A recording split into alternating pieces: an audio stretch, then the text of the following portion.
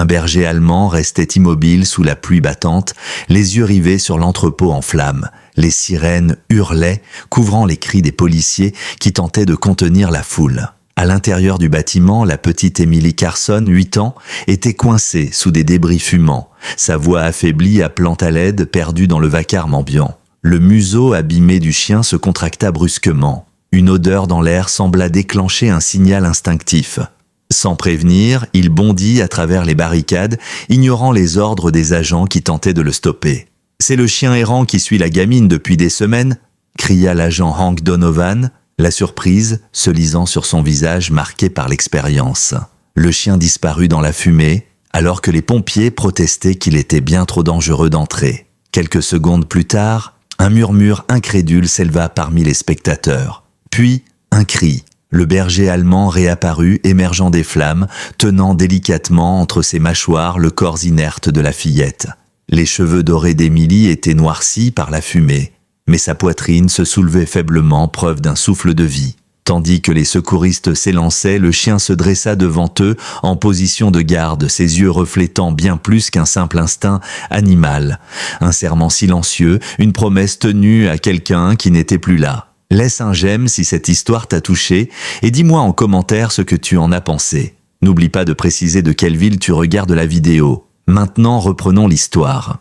Cette nuit-là, dans la petite ville de Lindridge, au Michigan, personne ne dormit vraiment. C'était le genre de communauté où tout le monde prétendait connaître tout le monde.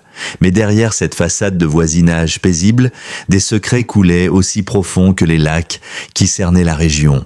Perdu entre les collines boisées et les routes sinueuses, Lindridge abritait depuis des décennies l'un des plus anciens centres d'entraînement pour chiens de travail militaire du pays. Un motif de fierté pour certains, une source de tension pour d'autres. Le berger allemand que les habitants avaient fini par appeler le vagabond était apparu il y avait environ 8 mois. Certains disaient qu'il avait surgi de la forêt. D'autres murmuraient qu'il s'était échappé du centre d'entraînement militaire. Son pelage, autrefois éclatant, avait perdu de son éclat, et pourtant, il se déplaçait avec une précision, une vigilance qui trahissait un passé de discipline rigoureuse. Une cicatrice irrégulière marquait son flanc gauche, et son oreille droite, entaillée, pendait légèrement. Des marques de bataille, preuve d'un passé que les rumeurs du village ne faisaient qu'effleurer. Peu de gens osaient l'approcher. Ils le regardaient de loin, remarquant à quel point il observait, sans jamais quémander, ses yeux ambrés, semblant jauger le monde plutôt que le supplier. Emily vivait avec sa mère, Madison Carson, dans une petite maison à la peinture écaillée au coin de Willow Street. Depuis la mort du sergent Daniel Carson 2 ans auparavant, la vie avait été dure. Madison enchaînait les doubles services au Liberty Diner et passait ses week-ends à la pharmacie du centre. Emily, elle, faisait seule le trajet de plus de 6 kilomètres pour se rendre à l'école primaire de Lindridge, traversant des quartiers qui avaient connu des jours meilleurs. Elle était courageuse, la petite. Elle avait hérité du menton volontaire de son père et d'un regard qui semblait toujours sonder plus profondément que son âge ne le laissait penser. Pourtant, elle ne se souvenait de son père qu'à travers les silences douloureux de sa mère. Madison avait rangé toutes les photos, incapable de faire face à la perte. Le sergent Carson était encore une légende locale.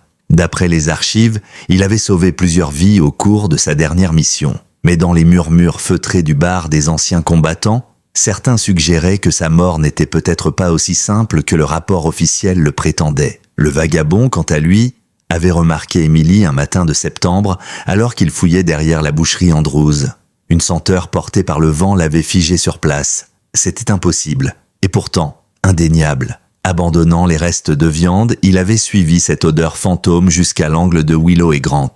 Là, il l'avait vue. Une petite silhouette vêtue d'un manteau rouge, traînant un vélo trop grand pour elle, descendait les marches branlantes d'un Porsche fatigué.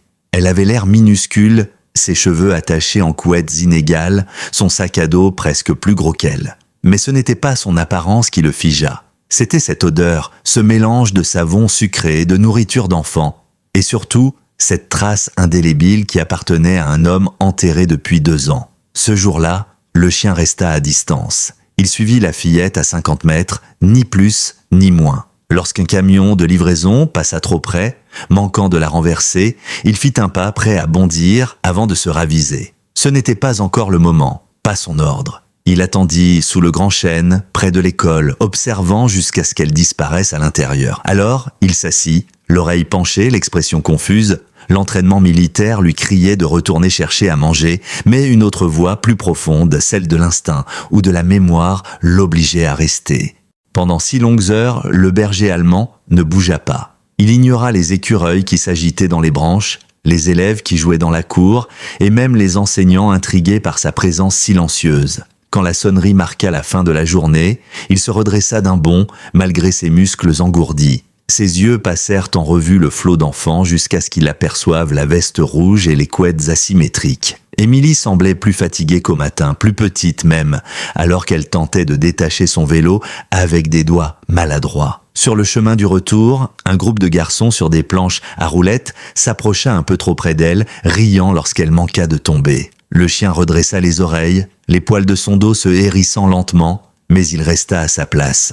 Il n'était pas encore temps d'agir. Pas tant qu'il n'aurait pas compris pourquoi cet enfant portait encore l'odeur de l'homme qui avait été toute sa vie. Ce soir-là, une fois Émilie rentrée à la maison, le vagabond fit 2 fois le tour de la propriété avant de s'installer sous un massif de rhododendrons juste en face de la fenêtre de la chambre de la petite. Quand les lumières de la maison s'éteignirent une à une, il ferma les yeux, mais seulement quelques instants, toujours en alerte, comme un soldat veillant sur un avant-poste dans la nuit. Le 2e jour, le rituel se répéta. Émilie emprunta un itinéraire légèrement différent pour se rendre à l'école, mais le chien n'hésita pas. Il adapta son trajet avec précision, gardant toujours la même distance de sécurité. 2 fois, il dut se cacher en entendant une voiture de patrouille, conscient que sa présence attirerait l'attention. Dès le 3e jour, sa routine était solidement établie. Il apparaissait au coin de Willow et Grant juste avant qu'Émilie ne sorte. Il la suivait jusqu'à l'école, montait la garde jusqu'à la sortie, puis la raccompagnait en silence. Le soir, il chassait, attrapant un lapin ou récupérant les restes abandonnés par les restaurants du centre-ville. Puis, il retournait à son poste avant la tombée de la nuit. Ses veilles silencieuses faisaient remonter en lui des souvenirs qu'il croyait enfouis. La pression rassurante d'une main sur sa tête, une voix grave, ferme, mais douce, des avions rugissants, des odeurs d'huile, et ces missions où chaque bâtiment, chaque ruelle pouvait cacher un piège. Il se souvenait de cette dernière opération, de l'explosion, du sang, des cris, de la façon dont il avait rampé jusqu'au corps de l'homme qui ne répondait plus, le poussant de son museau, refusant d'accepter l'évidence, jusqu'à ce que d'autres mains le tirent en arrière. Puis, il y avait eu cette pièce blanche, aseptisée, remplie d'inconnus, d'odeurs trop fortes et de mots terribles. Shrapnel, irréparable, réforme, euthanasie. Il avait secoué la tête comme pour chasser ces images.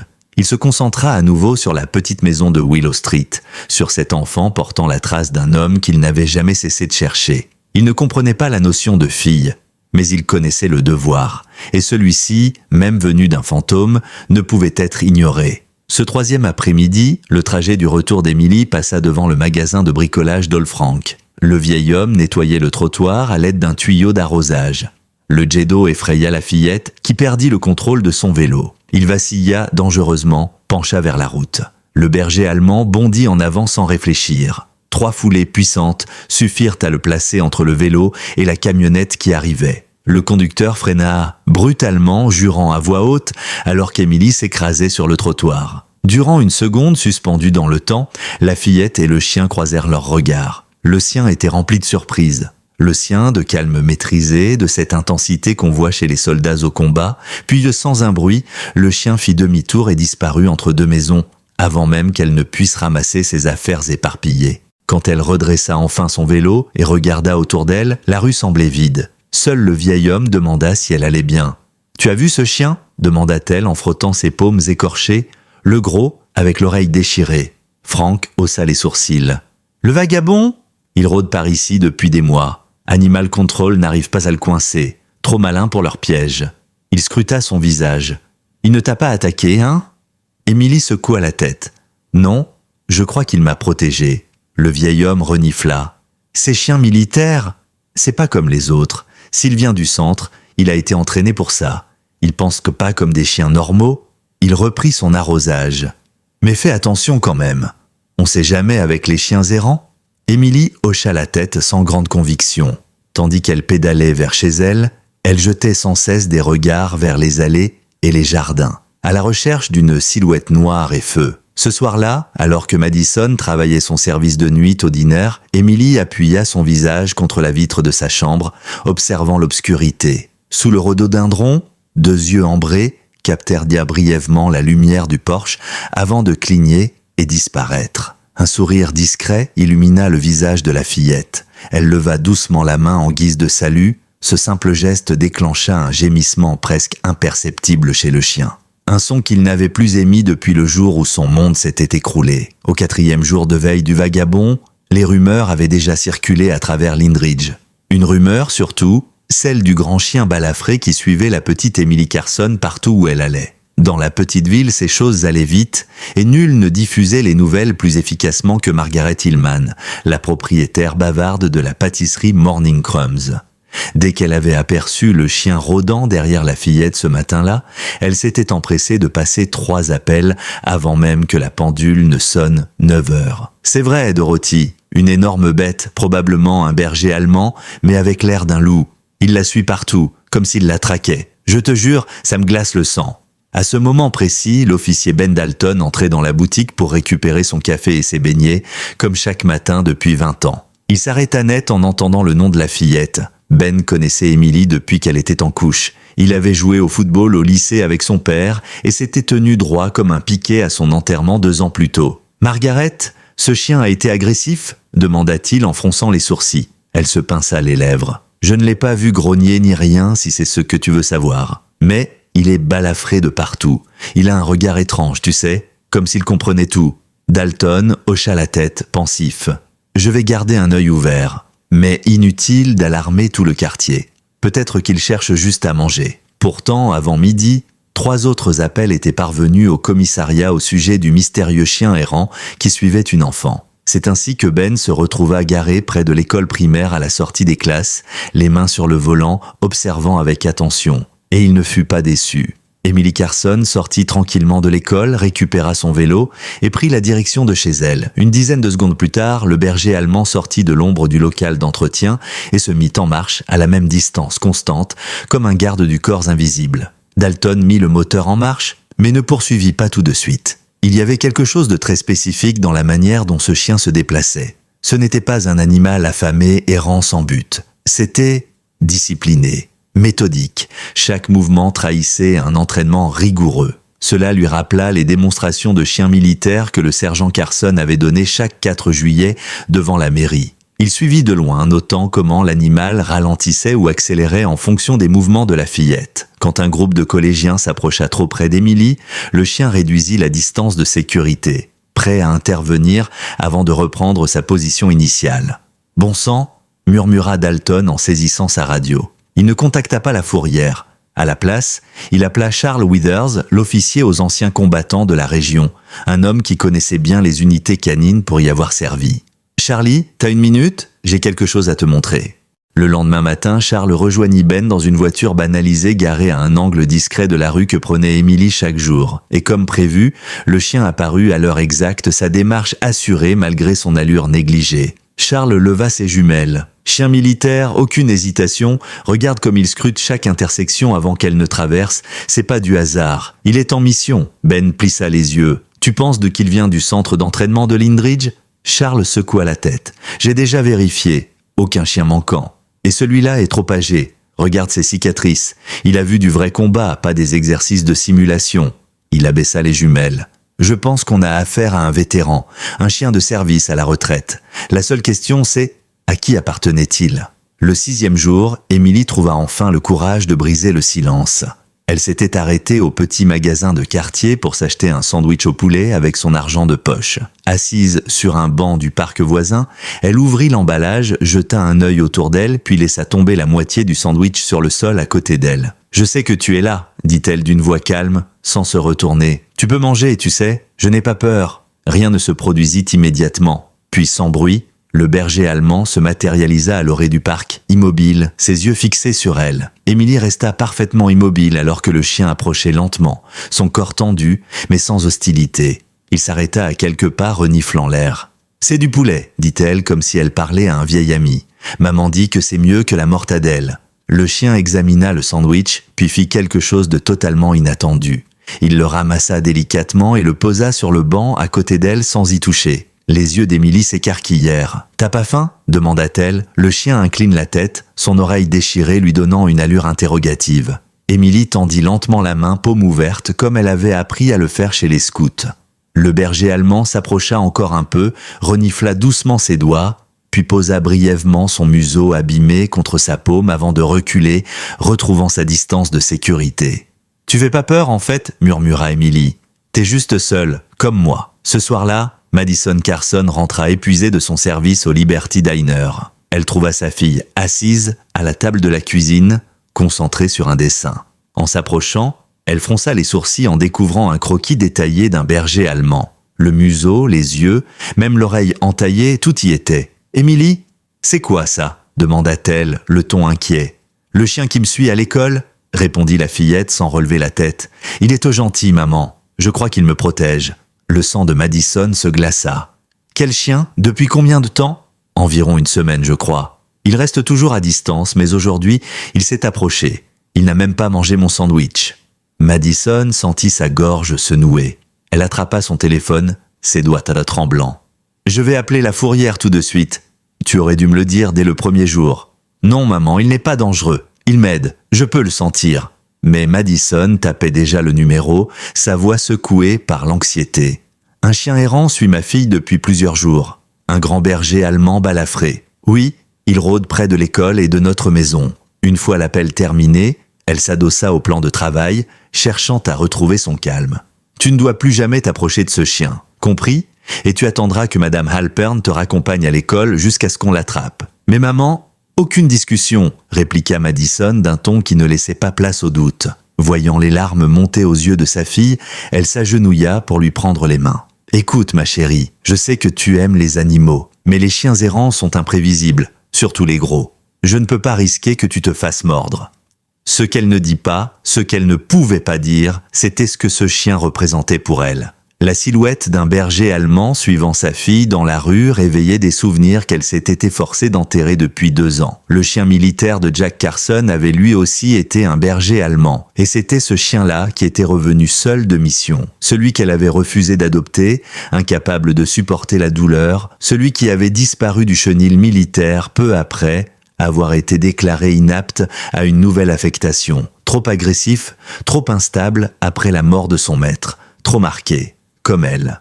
Les jours suivants, Émilie attendit sur le perron pendant que Madame Halpern, leur voisine âgée, ajustait lentement son manteau pour l'accompagner à l'école. Elles avançaient à un rythme d'escargot, bien loin de la cadence habituelle de la fillette. Tout au long du trajet, Émilie scruta les rues, les buissons, les coins de jardin. Rien, pas une ombre, pas un poil noir. Le chien semblait avoir disparu. La fillette se referma peu à peu, persuadée que sa mère avait chassé le seul être vivant qui lui faisait se sentir moins seule. Le 10e jour, alors qu'elle revenait de l'école, 3 garçons d'un autre quartier les interpellèrent près du parc. L'un d'eux, plus grand, barra leur passage et fixa le sac à dos d'Émilie avec un sourire mauvais. « Hey Carson, c'est vrai que ton père s'est fait exploser parce qu'il était trop idiot pour vérifier où il marchait ?» Madame Halpern se raidit. « Jeune homme, ce que vous dites est inacceptable. Vos parents entendront parler de ça. » Les garçons rirent et se répartirent pour leur bloquer la route. Mon père dit que le tien fouinait là où il fallait pas, qu'il est mort parce qu'il jouait les héros. Émilie resta figée. Elle avait entendu si peu de choses sur la mort de son père que même ses moqueries lui semblaient être des indices. Ça suffit, Madame Halpern s'avança, mais ses mouvements lents amusèrent les garçons. Ce qui arriva ensuite se déroula si vite que tous les récits ultérieurs en divergèrent, alors que le plus grand tendait la main pour attraper la bretelle du sac d'Émilie, un grondement sourd fendit l'air. Un rugissement qui n'avait rien d'un simple aboiement. Le berger allemand surgit de nulle part, se plaçant entre la fillette et les agresseurs, ses crocs bien en évidence. Son regard brûlait d'une menace ancestrale, celle d'un prédateur décidé. Les garçons reculèrent en jurant, puis s'enfuirent à toutes jambes. Madame Halpern porta une main tremblante à sa poitrine, tandis qu'Émilie se jeta à genoux près du chien. « Tu es revenu ?» murmura-t-elle avec une voix brisée de soulagement. Elle dut se retenir pour ne pas l'enlacer. Le chien, lui, ne quittait pas du regard la direction qu'avaient prise les garçons. Une fois certain qu'il ne reviendrait pas, il jeta un regard à la fillette, puis disparut à nouveau entre 2 clôtures. Ce soir-là, tout le monde dans la ville avait quelque chose à dire sur le chien de guerre qui avait menacé des enfants à la lumière du jour. Certains affirmaient qu'il était devenu dangereux, d'autres qu'il avait sauvé la petite Émilie d'un vrai danger. Au poste, les agents redoublèrent d'efforts pour le capturer. Mais dans la voiture de patrouille, l'officier Dalton rouvrit un vieux dossier qu'il n'avait jamais oublié. À l'intérieur, une photo de Jack Carson en uniforme désert, un bras autour d'un berger allemand plus jeune, aux poils lustrés et à l'œil vif. Son nom figurait au dos de l'affiche, Shadow. Octobre s'était installé sur Lindridge comme un peintre mélancolique, drapant les érables de rouge et d'orange et colorant les peupliers d'or sous un ciel de plus en plus gris. Pour Shadow, car c'était désormais ainsi que l'appelait Emily, après avoir entendu Madame Halpern prononcer ce nom, le changement de saison n'avait qu'une seule conséquence, des nuits plus froides et plus longues, passées blotties sous le buisson de rhododendron. Son pelage s'épaississait à mesure que les températures chutaient, mais ses cicatrices anciennes empêchaient une repousse uniforme. Malgré l'inconfort, il ne se plaignait jamais. Il était resté soldat dans l'âme. Émilie, de son côté, avait commencé à laisser un petit bol d'eau à l'endroit précis où il se couchait. Chaque matin, avant de partir à l'école, elle le remplissait, jetant un regard inquiet à travers la haie. Madison, trop prise par ses doubles horaires à la pharmacie et au dîner, ne remarquait pas cette routine secrète. Le 11e jour, la fillette alla plus loin. Elle déposa une poignée de croquettes qu'elle avait achetées en cachette avec l'argent de son goûter. « Je sais que tu es là », chuchota-t-elle dans le vent du matin. « Tu dois manger. Tu deviens trop maigre. » Elle resta quelques minutes, espérant l'apercevoir. Mais le jardin resta silencieux. Shadow attendit que la porte d'entrée se ferme derrière elle avant de sortir de sa cachette. Il renifla les croquettes avec méfiance. Cela faisait près de 2 ans qu'il ne s'était pas nourri de nourriture industrielle. Son régime était fait de proies chassées ou de restes collectés. Pourtant, l'odeur de la nourriture portait une autre trace. Celle d'Emily, distincte, pure. Après une seconde d'hésitation, il baissa la tête et mangea avec efficacité comme on l'avait entraîné à le faire, rapidement, sans gaspiller une miette. 20 minutes plus tard, Emily regarda discrètement par la fenêtre. Le bol était vide. Un sourire se dessina sur son visage, le premier que Madison vit depuis des semaines. « Tu as l'air heureuse ce matin » nota-t-elle en versant son café. « Quelque chose de bien à l'école » Emily haussa les épaules. « Peut-être, on fait de la poterie aujourd'hui. N'oublie pas, Madame Halpern te raccompagne encore ce soir » ajouta Madison en regardant sa montre. « Il y a encore ce chien dehors. Il n'est pas dangereux, maman, je te l'ai dit. Il m'a protégé. Emily, on a déjà eu cette conversation. Les chiens errants ne sont pas fiables, même ceux qui ont l'air gentils. La fourrière a presque réussi à le piéger hier soir. Avec un peu de chance, ce sera bientôt réglé. Ce que Madison ne confia pas, c'était qu'elle avait passé une bonne partie de la nuit éveillée, assaillie par des souvenirs qu'elle pensait avoir oubliés. Le chien que la ville traquait portait trop de ressemblances avec celui que Jack avait ramené à la maison, entre 2 missions. Shadow. Il dormait au pied de leur lit, connaissait le chemin de la chambre d'Emily alors même qu'elle n'était qu'un bébé. Après la mort de Jack, le centre militaire l'avait jugé inapte, trop bouleversé, trop agressif. On lui avait proposé de le récupérer, mais Madison, incapable de supporter la douleur, avait refusé.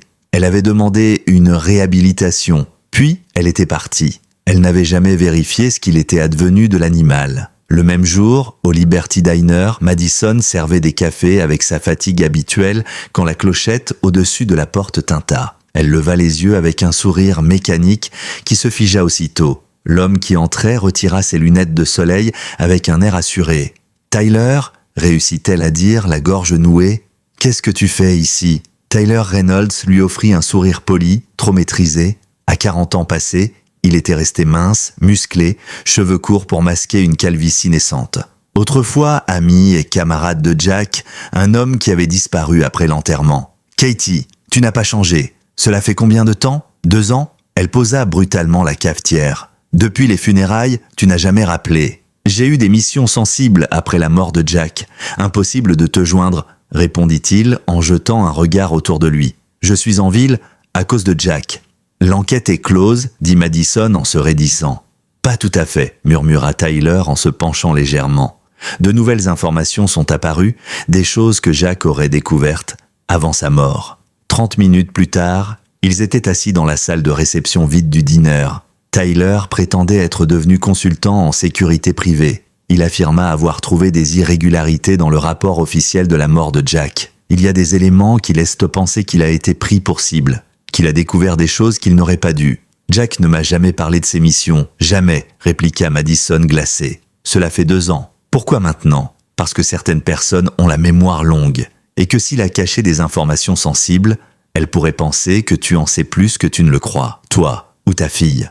Madison sentit la terre se dérober sous ses pieds. « Emily? Pourquoi elle? Je ne veux pas t'alarmer, reprit Tyler d'un ton plus doux. Mais je peux passer chez vous de temps en temps. Jeter un œil pour Jack. » Elle hésita. Son instinct la poussait à refuser, mais l'idée d'un danger invisible planant sur Emily la paralysait. « Tu restes combien de temps en ville? » « Autant qu'il le faudra pour obtenir des réponses, répondit-il, avec un sourire qu'elle trouva soudainement faux. Ce soir-là, tandis que Madison reprenait son service, troublé par les paroles de Tyler, Shadow reprenait sa ronde autour de l'école. La présence accrue des services animaliers le forçait à rester plus discret, mais il n'avait pas failli une seule fois à sa mission. Dans les jours qui suivirent, Tyler Reynolds se rendit régulièrement chez les Carson, toujours sous prétexte d'aider Madison à faire la lumière sur les dernières semaines de la vie de Jack. Il apportait des dossiers, des copies de mails militaires, des photos marquées confidentielles qu'il disait avoir récupérées de contacts dans l'armée. Madison restait méfiante, mais elle se laissa peu à peu convaincre. Elle n'avait jamais vraiment fait le deuil de son mari, et chaque page tournée en compagnie de Tyler semblait lui rendre un fragment de cette vérité qu'elle avait si longtemps repoussée. Emily, elle, n'appréciait pas du tout la présence de cet homme. Elle le trouvait trop curieux, trop souriant et surtout, elle n'aimait pas la façon dont il observait leur maison. Un soir, alors qu'elle dessinait près de la fenêtre, elle vit Tyler marcher lentement autour du jardin, téléphone en main, comme s'il prenait des photos en cachette.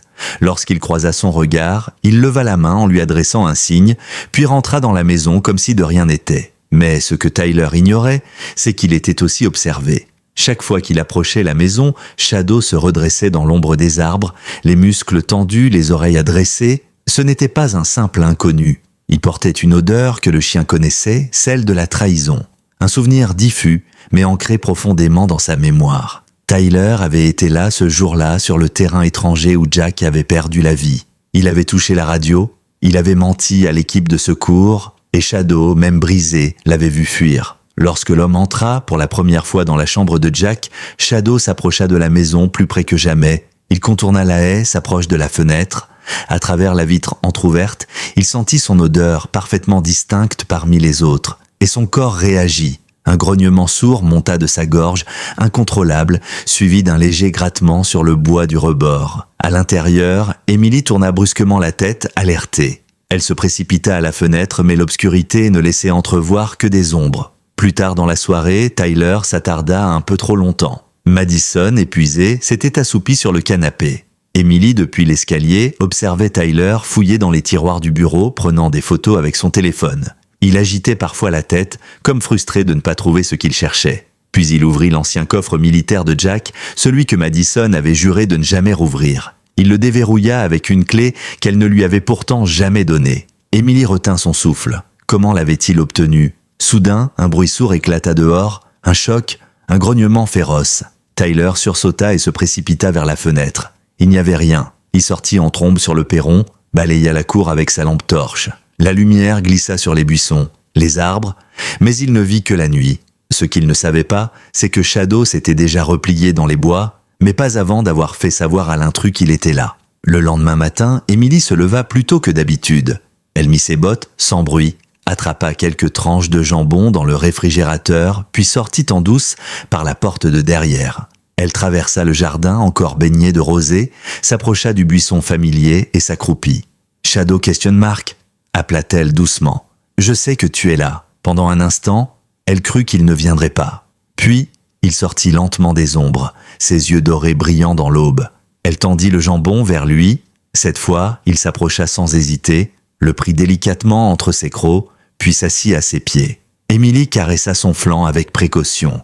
Elle sentit sous ses doigts les muscles tendus, les cicatrices du passé. « Je crois que ce monsieur n'est pas gentil, » murmura-t-elle. « Il ment à maman. Il fouillonne aux affaires. » Le chien tourna la tête vers elle comme s'il comprenait. Elle poursuivit. « Je vais te montrer quelque chose. » Elle se leva, fit un signe à Shadow de la suivre, puis ouvrit le petit cabanon du jardin.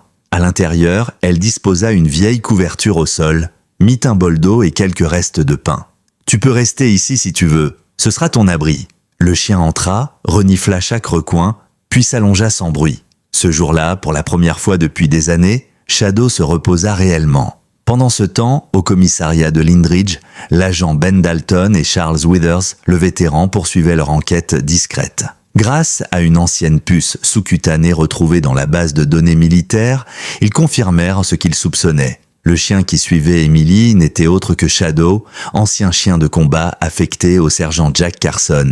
Officiellement, Shadow avait été confié à un refuge militaire après la mort de Jack, mais selon les dossiers, il s'était échappé une semaine plus tard. Plus personne ne l'avait revu depuis, jusqu'à maintenant. « Tu comprends ce que ça veut dire ?» souffla Charles. Ce chien a parcouru plus de 600 kilomètres pour retrouver la fille de son maître. Il l'a protégée tout ce temps sans qu'on lui dise de le faire. C'est plus que de la fidélité. C'est de la mémoire, du sens du devoir. Ben hocha la tête.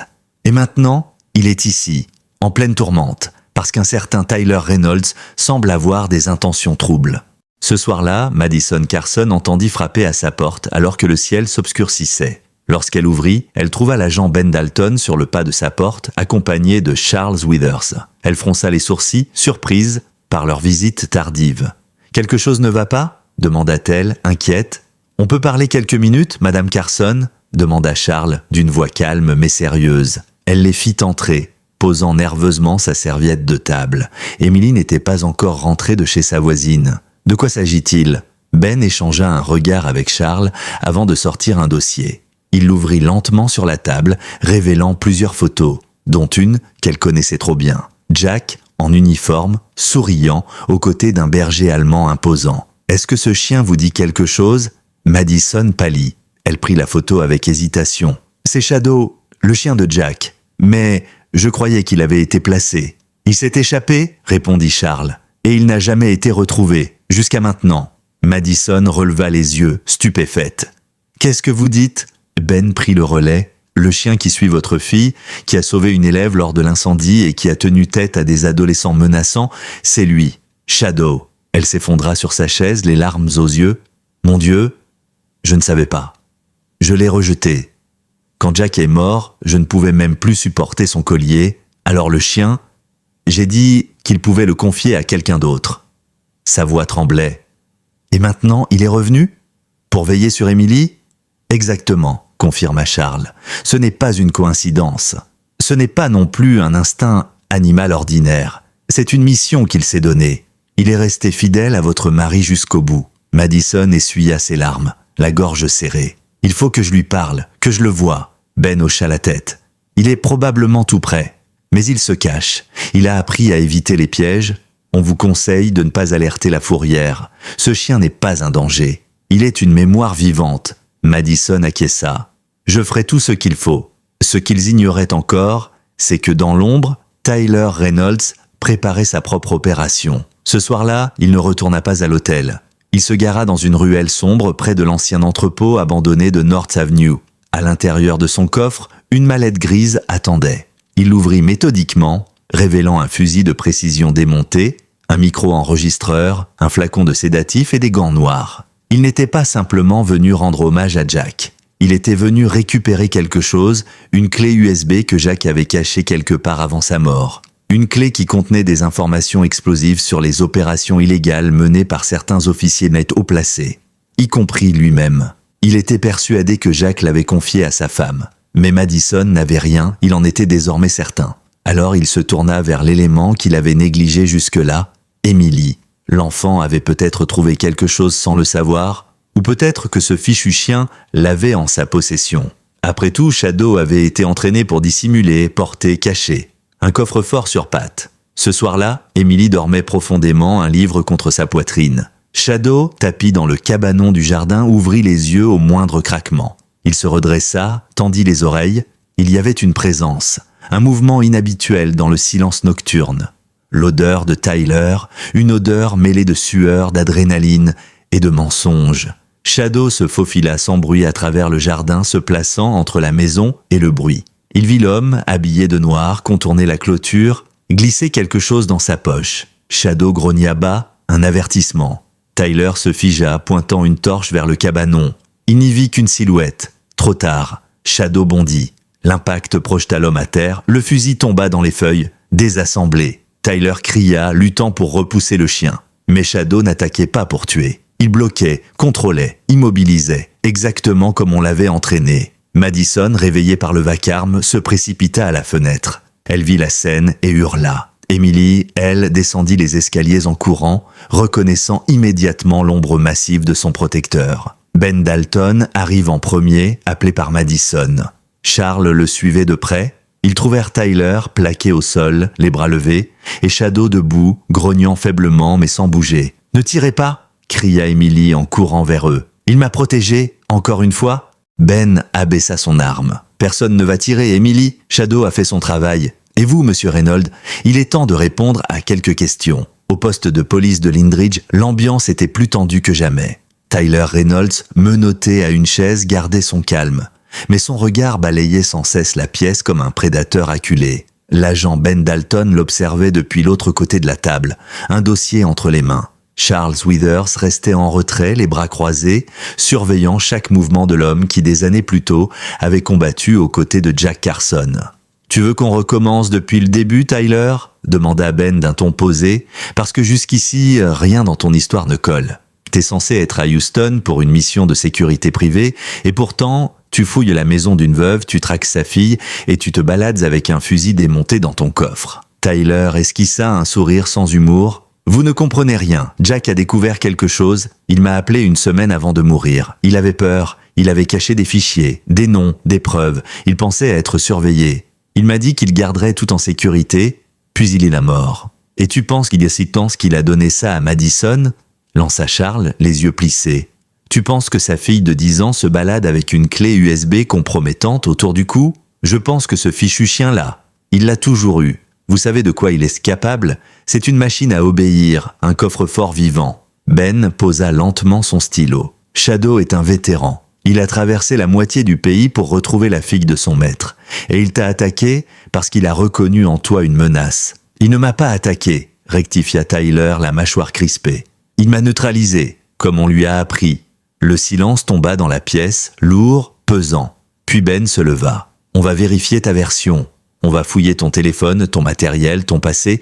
Et si t'as menti, t'es fini. » Pendant ce temps, Madison était assise dans le salon de la maison familiale, une couverture sur les épaules, tandis qu'Emily dormait paisiblement à l'étage. Shadow, couché à ses pieds, semblait apaisé, mais restait vigilant, les oreilles frémissantes au moindre son. Charles Withers arriva peu après, le regard doux mais grave. Il s'assit en face de Madison. « Il est solide, ce chien. Il vous a sauvés toutes les deux. » Madison hocha lentement la tête. « Et dire que je l'ai rejeté, que je n'ai même pas voulu le revoir après Jack. Vous étiez en deuil. On prend rarement les bonnes décisions dans ces moments-là. Mais lui, il ne vous a jamais oublié. » Elle baissa les yeux vers Shadow, dont les paupières se fermaient lentement.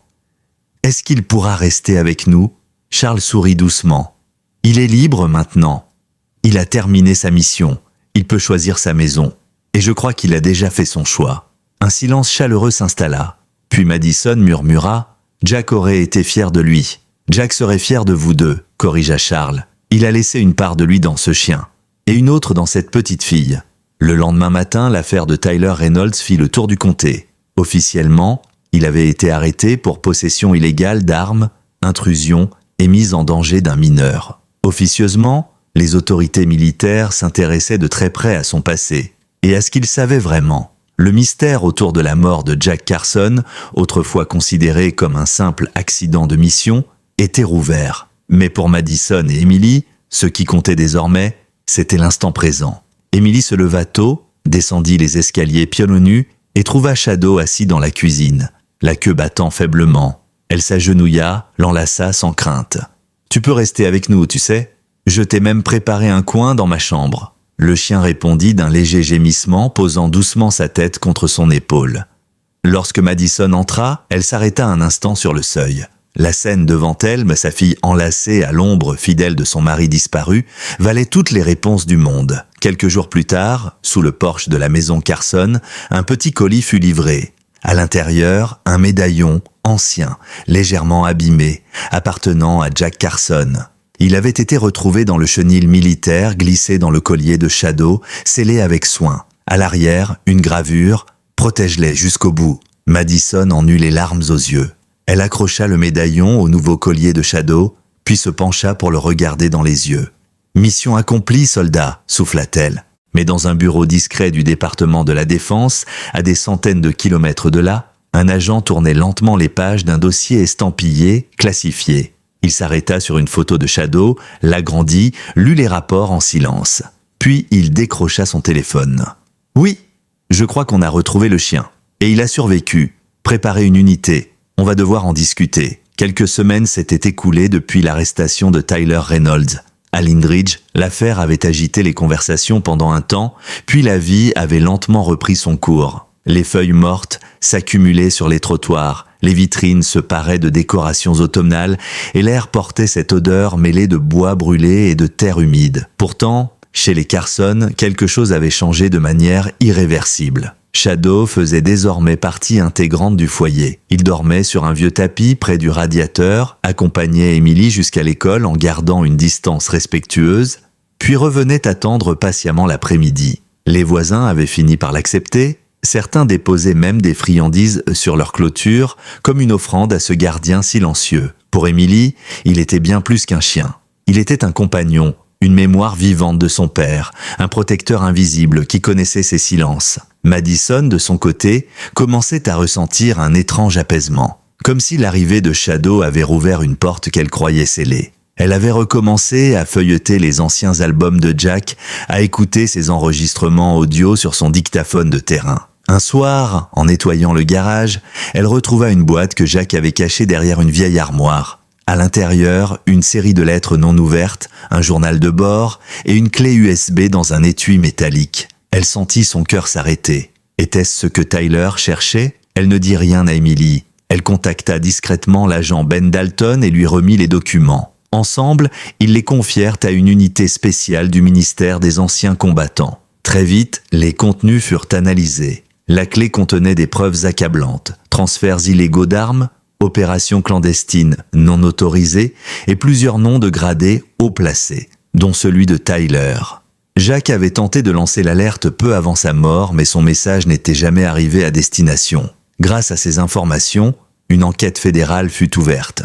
Plusieurs arrestations eurent lieu dans les semaines suivantes. Le nom de Jack Carson fut réhabilité publiquement, reconnu comme un lanceur d'alerte mort pour avoir tenté de protéger la vérité. Une cérémonie fut organisée à la mairie de Lindridge en présence de vétérans, d'officiers, de familles et de citoyens. Madison y fut invitée pour recevoir, au nom de son mari, la médaille d'honneur à titre posthume. Ce matin-là, Emily s'habilla avec un soin inhabituel. Elle portait une robe bleue que Jack adorait lui voir porter quand elle était plus jeune, et dans ses cheveux, une barrette gravée à son nom. Shadow, lui, portait un harnais noir marqué du sceau de l'armée offert par le colonel Mallory, représentant du Pentagone, venu en personne. Lorsqu'ils arrivèrent sur la place, un silence respectueux les accueillit. Tous les regards se tournèrent vers la silhouette du berger allemand marchant aux côtés de la fillette, droit, fier, le regard fixe.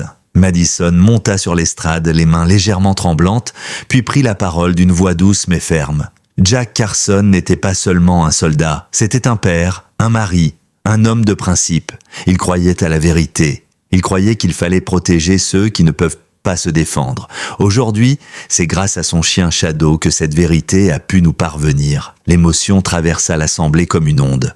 Madison conclut en posant la main sur la tête de Shadow. Ce chien n'a pas seulement gardé la mémoire de son maître, il nous a ramenés à lui. Il a sauvé ma fille. Et il a redonné un sens à notre vie. Lorsque l'assemblée se leva pour applaudir, Shadow ne bougea pas. Il resta droit, le regard fixé sur l'horizon, comme s'il attendait un dernier ordre. Plus tard dans la journée, alors que le soleil déclinait, Madison s'assit sur le porche avec Emily.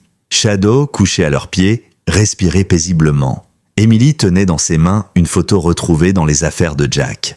On y voyait son père souriant, Shadow à ses côtés, dans une base perdue en pleine poussière. « Tu crois qu'il nous voit ?» demanda-t-elle. Madison regarda les nuages, puis répondit doucement. « Je crois qu'il est avec nous, dans chaque regard de Shadow, dans chaque souvenir. » Emily sourit. « Tu sais, je pense que Shadow m'a choisi, pas juste parce que j'étais la fille de Jack, mais parce qu'il avait encore une mission. Et maintenant qu'elle est finie, Il reste parce qu'il en a envie. Madison lui caressa les cheveux. C'est ça, la vraie famille, Emily. Pas ceux qui doivent être là, mais ceux qui choisissent de rester. Le retour au calme fut progressif. Après l'émotion publique, la vie reprit son rythme habituel. Mais pour les Carson, rien ne serait jamais plus tout à fait comme avant. L'image de Jack planait désormais comme une présence bienveillante sur leur quotidien et Shadow était devenu plus qu'un symbole, un membre à part entière de leur foyer.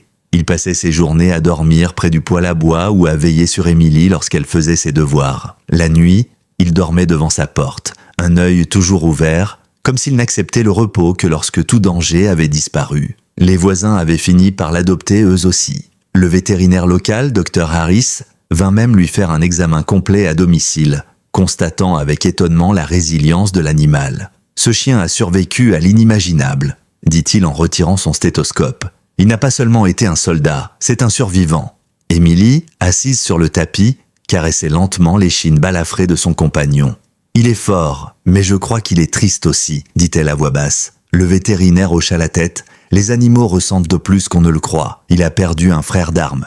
Il s'est accroché à votre famille pour guérir. » Ce jour-là, Madison prit une décision importante. Elle contacta l'école d'Emily et proposa d'intervenir lors de la journée des anciens combattants pour parler de Jack et de Shadow. L'établissement accepta avec enthousiasme.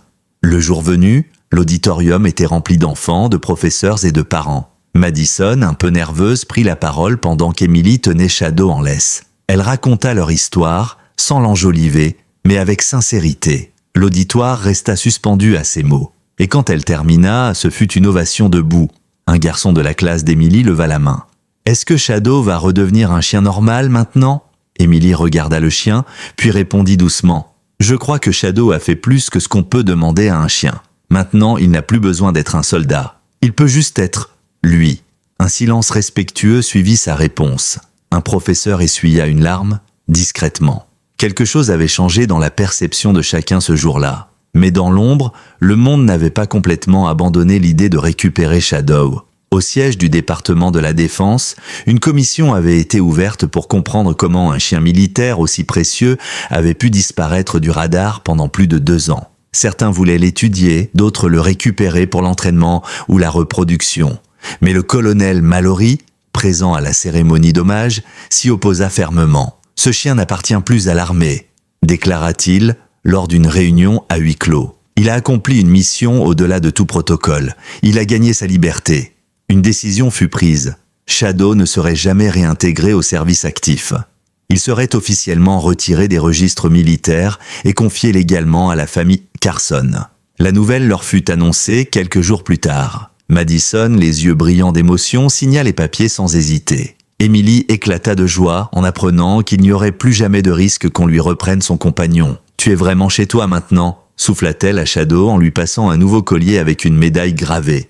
Héros, protecteur, ami, la vie reprit doucement ses droits. Emily réussissait mieux à l'école, elle riait plus souvent. Madison recommença à écrire, reprenant des chroniques qu'elle avait abandonnées depuis la mort de Jack. Shadow suivait leurs pas, comme une ombre paisible, veillant sans plus avoir besoin de se battre. Un matin d'hiver, alors que la neige recouvrait les rues de Lindridge, Emily et Shadow sortirent jouer dans le jardin. Elle lança une balle qu'il attrapa avec une agilité retrouvée. Il courait plus lentement qu'avant, mais avec la même grâce. Quand ils rentrèrent, trempés et riants, Madison les regarda depuis la cuisine, un chocolat chaud à la main.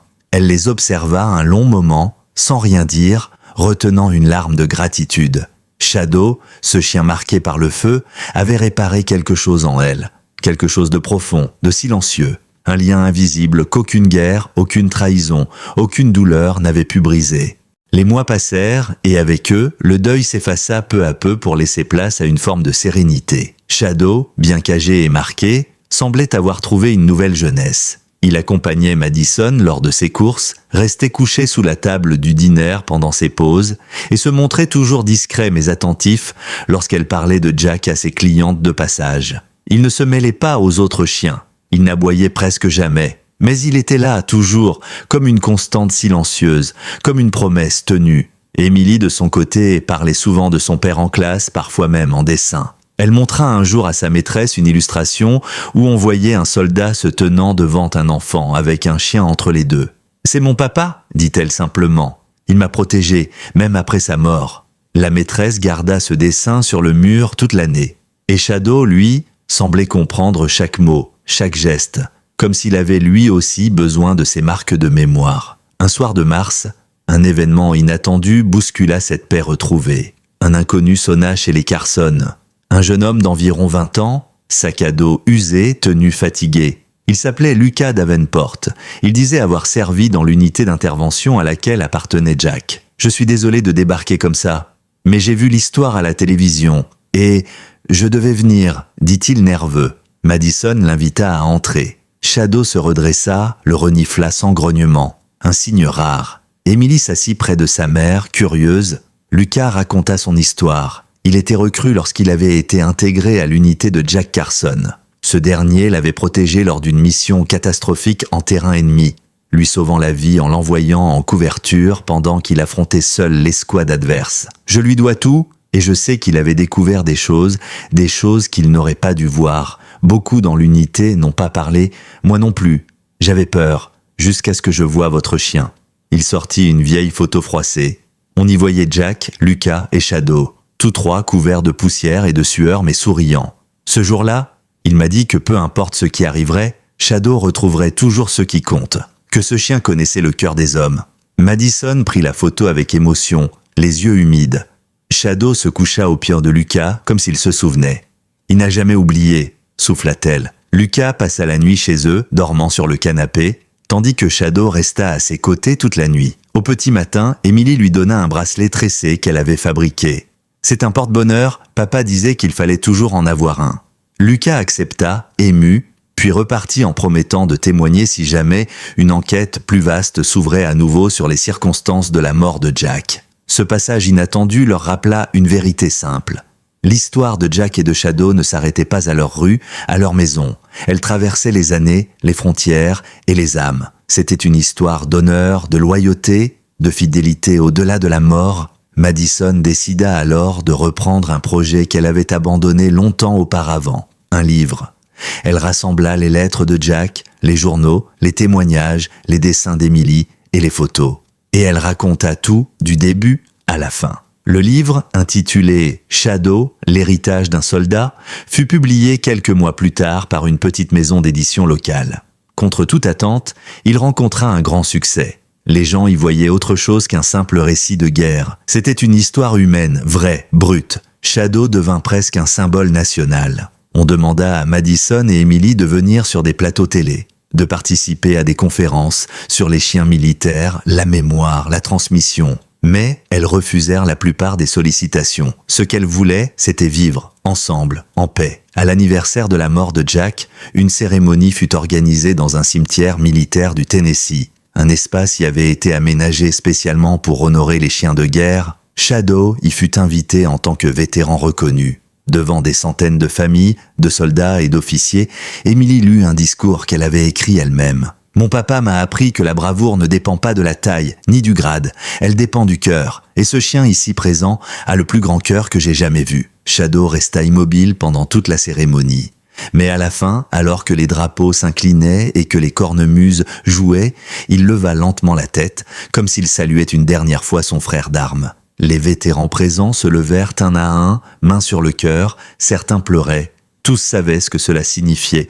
Lorsque le printemps revint à Lindridge, les cerisiers du quartier commencèrent à fleurir, rappelant à tous que même après les hivers les plus sombres, la vie trouvait toujours un moyen de renaître. Pour la famille Carson, ce renouveau prenait un sens tout particulier. Emily avait grandi, elle parlait avec assurance, riait plus souvent, et n'avait plus peur de dormir la lumière éteinte. Madison, elle, n'était plus la femme fatiguée et silencieuse d'autrefois. Son visage s'était adouci, et son regard brillait d'une flamme retrouvée. Et au cœur de cette nouvelle vie, il y avait lui, Shadow. Le vieux berger allemand, bien que ralenti par l'âge, restait inflexible sur ses habitudes. Il montait toujours la garde lorsque Madison écrivait tard le soir. Il restait couché dans la chambre d'Emily jusqu'à ce qu'elle s'endorme. Il attendait toujours le retour de l'école à la même place, juste derrière la haie, la tête penchée. Il n'avait plus à protéger, plus à combattre, mais il était là, toujours. Un soir de mai, alors que le soleil baignait la cuisine d'une lumière dorée, Emily déposa un petit carnet sur la table. C'est pour toi, dit-elle à sa mère. Madison l'ouvrit et découvrit des pages remplies de dessins. Des croquis de Shadow, de Jack, de leur maison, de la cérémonie. Je veux qu'on se souvienne, dit-elle simplement. Madison la serra contre elle. On s'en souviendra. Toute notre vie. Mais ce jour-là, Shadow ne mangea pas.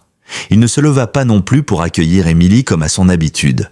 Il resta couché près de la porte, les yeux à demi clos.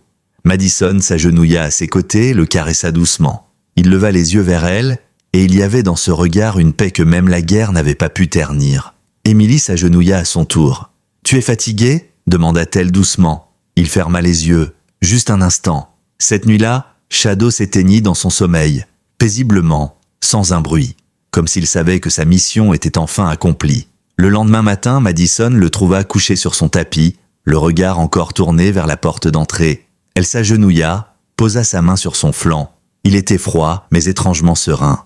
Emily entra à son tour. Elle ne pleura pas immédiatement. Elle s'assit à ses côtés et chuchota « Merci ». Ils l'enterrèrent sous le grand chêne, dans le jardin, là où il avait l'habitude de se coucher. Madison planta un petit panneau de bois avec son nom gravé et accrocha au tronc une médaille militaire qu'elle avait conservée de Jack. Ensemble, mère et fille restèrent de longues minutes, silencieuses. Les oiseaux chantaient, le vent soufflait doucement. Et au loin, la vie continuait. Des mois plus tard, le livre de Madison fut adapté en documentaire. Il fut projeté dans plusieurs écoles et même dans une base militaire. Emily, devenue adolescente, y participa activement. Elle devint bénévole dans un refuge pour chiens militaires retraités. Chaque semaine, elle passait du temps avec eux, racontant l'histoire de Shadow à qui voulait bien l'écouter. « Ce n'était pas juste un chien », disait-elle. C'était une promesse, une mémoire, une preuve que l'amour et la loyauté peuvent survivre à tout. Madison, elle, continua d'écrire. Elle fit publier d'autres livres, mais aucun n'égala jamais le premier. Shadow, l'héritage d'un soldat, resta son œuvre la plus intime, la plus vraie. Elle disait souvent qu'elle n'avait pas inventé cette histoire. Elle s'était contentée de la transmettre. Et c'était peut-être pour cela qu'elle touchait autant de cœurs. Dans la maison Carson, un cadre était accroché au mur du salon. On y voyait Jack, en uniforme, accroupi près de Shadow. À côté, une photo plus récente d'Emily, souriante, caressant ce même chien devenu sage. Entre les deux, toute une histoire, celle d'un homme, d'un chien, d'une famille tôt brisée, puis réparée. Et quand les visiteurs demandaient « Que s'est-il passé au juste ?», Madison souriait toujours de la même manière. Elle répondait doucement « Il est revenu. Contre toute attente, il est revenu. » Et ce jour-là, tout a changé. Car parfois, il suffit d'un chien pour rassembler ce que la vie avait éparpillé. L'histoire de Shadow nous rappelle que nos engagements de toute une vie ont un sens, que les promesses que nous avons tenues ont façonné ceux que nous aimons, et que même lorsque nous ne sommes plus là, l'amour que nous avons donné continue de protéger et de guider ceux que nous laissons derrière nous. Dans chaque cœur fidèle, il y a un Shadow, loyal, déterminé, et toujours en chemin pour rentrer à la maison. Abonnez-vous à la chaîne pour découvrir d'autres histoires comme celle-ci, car les miracles existent et parfois ils arrivent enveloppés d'une fourrure dorée. Que Dieu vous bénisse, vous et tous ceux qui attendent encore leur miracle.